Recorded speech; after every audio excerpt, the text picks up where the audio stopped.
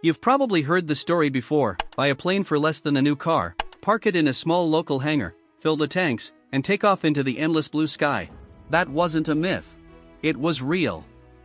And just like that golden era of accessible aviation, it disappeared faster than anyone expected. The culprits weren't just inflation or rising fuel costs. They were corporate hangar conglomerates, risk-averse insurers, and regulatory frameworks that increasingly treat small aircraft like high-risk industrial machinery. The last frontier of personal freedom, the sky, became a pay-to-play fortress. But who pulled off this transformation? And is there still a way to reclaim that dream? In 1978, a classified ad in Flying magazine offered a Cessna 172 for $14,500. On the next page, a brand new Ford Pinto was listed at $3,200.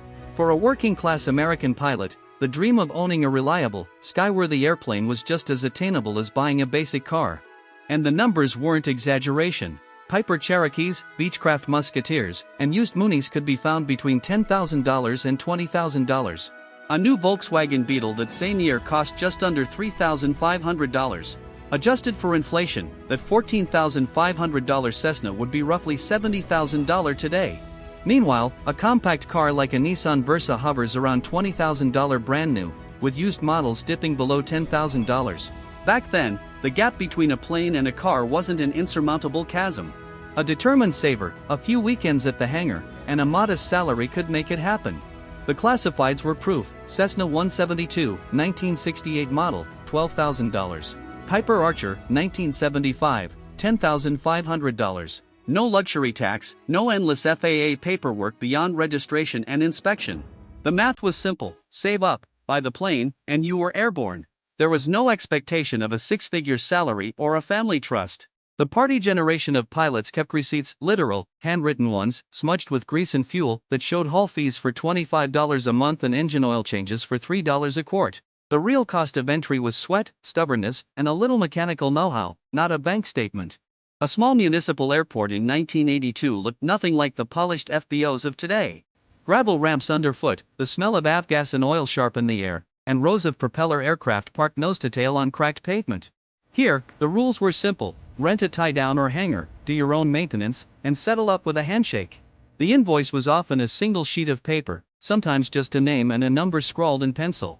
No legal disclaimers, no environmental fees, no mandatory third-party contractors. Sweat was the currency. Pilots changed oil, greased control surfaces, tuned magnetos, and swapped spark plugs. Advice was shared freely. Trades were made for a six-pack or a case of soda. The ethos is captured in a veteran pilot's words: you didn't have to be rich to fly. You just had to have time, determination, and a willingness to learn. The culture was hands-on. Owners were expected to tinker, check, and repair their own aircraft. In fact, it was almost a test of belonging. A pilot might spend a Saturday rebuilding a carburetor, tightening a landing gear bushing, or cleaning the fuel strainer, and no one blinked if it took all day. The mess, the grease, the lingering smell of oil, was part of the bargain. For many, this was the heart of affordable aviation, a place where skill and stubbornness mattered more than money, and where the sky felt open to anyone willing to roll up their sleeves. Fast forward to 2010. A small family-run airpark in upstate New York was sold to a national chain, its new owner backed by private equity funds from Dallas. That year, a handful of small airports fell under corporate management. By 2024, that chain operated over 50 airports from Maine to California. Suntex Aviation, another conglomerate, followed a similar path, absorbing dozens of FBOs and municipal airports, backed by institutional capital. Together, these companies now control a portfolio worth over $2 billion. The logic was simple and relentless: airports offered what private equity craved: limited supply, high demand, and land that could never be replicated. Aircraft come and go, but the tarmac stays. Real estate investment trusts and institutional investors saw hangars, tie-downs, and transient ramp space as stable yield machines insulated from economic shocks that rattle other sectors. A former airport manager recalls the moment the offer arrived. They told me, "You can retire now. We'll take care of everything." Within months, the old sign was down, and a corporate logo was up. The hangar crew stayed on at first, but priorities shifted overnight. Under corporate ownership, the property's value wasn't in the grease-stained toolshed or the patchwork of tie-downs. It was in the waterfront, or in this case, runway access, transient fees, and predictable revenue from owners who no longer expected to do any work themselves. The handshake economy gave way to quarterly earnings calls. The ownership change set the stage for a new set of rules. A lease agreement from 1982 fit on a single page: pilot's name, aircraft tail number, monthly fee, and a signature. Sometimes a handshake filled the gaps. Today, the same airport under corporate management hands over a packet 30 pages long. The opening lines spell out the new reality. No maintenance without written permission. No outside mechanics unless vetted and insured. No fuel handling or engine work by owners without authorization. Every activity is a gate, and every gate has a price tag. Even the simplest task, like topping off the oil or checking tire pressure, now goes through the corporate meter.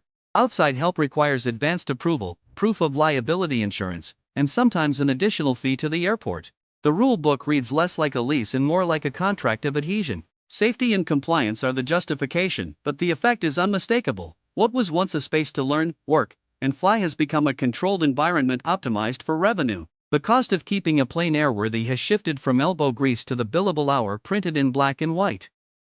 Insurance companies have their own gates. They sort aircraft by risk, using actuarial tables and historical claims.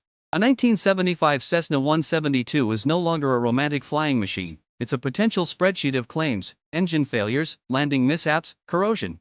Older aircraft are flagged for extra scrutiny. By 2026, insurers like AOPA Insurance, Markel, and Travelers often require a full pre-purchase inspection or an annual condition inspection for planes over 20 years old. That means hiring a mechanic for $100 to $200 per hour for a detailed check of airframe, engine, and avionics. On a 40-year-old Piper Archer, that could be $1,000 to $1,500 just for the report, before any maintenance. If the survey lists issues, coverage can be denied until repairs are made, no matter how minor. A bargain plane becomes expensive before it even leaves the hangar. Insurers weigh the cost of potential claims against the aircraft's value. A 50-year-old Mooney might look solid to its owner, but to the actuary, it's corrosion, outdated wiring, or metal fatigue. Losses spike as planes age, especially when maintenance records are incomplete. Some carriers stop writing full hull coverage for planes over 35 years old, offering liability only. Specialty brokers may fill the gap, but at higher premiums and strict conditions. Consider the story of Mike, a private pilot who bought a 1984 Beechcraft Musketeer for $20,000 in cash. The hull and engine were solid, avionics modernized, and the dream felt within reach. He called 3 insurers. Each asked the same question: how old is the aircraft? After he replied, each came back with the same answer: liability only. No hull coverage. No insurance, no hangar lease. The dream stalled on a stack of paperwork. Airport fees have tightened too. Municipal airports and city FBOs now charge premium rates for tie-downs and hangars. In small cities, monthly hangar rents can exceed $400, more than a week's groceries. Fueling fees are carefully monitored, and transient aircraft pay $5 to $10 per hundredweight above cost. Even public ramps now levy fees for amenities, from electricity to lavatory access. Every path into the air has a price tag. Some pilots adapt. Rogue aviators fly under the radar, keeping liability-only coverage or, in some cases, self-insuring. They know the risks: if the engine fails or the airframe suffers damage, the loss is theirs alone. Off-grid systems, like portable fuel tanks, solar battery systems, and independent maintenance routines, become lifelines. Every skill: engine work, avionics troubleshooting, fabric repair, fiberglass patching, is another season in the air without corporate fees. These pilots avoid hotspots like Miami, Scottsdale, or Santa Monica, where regulation and oversight are strict. They move between rural airstrips, logging their stops carefully, staying under the radar. The trade-offs are real. Risking fines, facing mechanical emergencies without immediate support, living far from supply chains or pilot communities. But for those willing to work the margins, the sky still offers freedom money cannot buy. Today, the price of private flying is set not by fuel, time, or skill, but by paperwork, regulations, and profit motives. As FBOs consolidate and insurance tightens, the dream of affordable ownership recedes. Yet, for those willing to adapt, plan carefully, and work smarter, the sky is not completely closed. Freedom in aviation now demands more than cash. It demands ingenuity, persistence, and a willingness to navigate the hidden rules. Which side of the runway will you choose? The easy path, fully compliant but expensive, or the hands-on path, challenging but free? If you're fascinated by the world of private planes, hangar life, and the real story behind aircraft ownership, make sure to subscribe and hit the bell. There's a lot more coming from the skies that you won't want to miss.